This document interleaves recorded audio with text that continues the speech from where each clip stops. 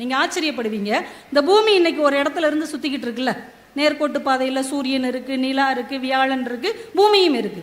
இந்த பூமி இன்னைக்கு இருக்கிற இடத்துல இருந்து, இப்ப இருக்கிற இடத்துல இருந்து ஒரு 10% சூரியனுக்கு பக்கத்துல போனா அந்த கதிர்களை தாங்க முடியாமல் எரிந்து சாம்பலாகிவிடும். ஒரு 10% சூரியன்ல இருந்து பின்னாடி தள்ளி போனா குளிர்ல உறைஞ்சி ஒண்ணுமில்லாம போயிடும். சரியான இடத்தில் இந்த பூமி நம்மை கட்டுப்படுத்தி வைத்திருக்கிறது. இன்னைக்கு இருக்கிற இடத்துல இருந்து 1/5 நிலாவுக்கு பக்கத்துல போனா இந்த பூமியில ஒவ்வொரு நாளும் 2 சுனாமி வரும் என்று அறிவியலாளர்கள் சொல்லுகிறார்கள். மனிதன் வாழ்வதற்கு ஏற்ப, மனிதன் நிம்மதியாக மகிழ்ச்சியாக கொண்டாடுவதற்கு ஏற்ற மாதிரி இந்த பூமி வடிவமைக்கப்பட்டிருக்கிறது, பாதுகாப்பாக வடிவமைக்கப்பட்டிருக்கிறது.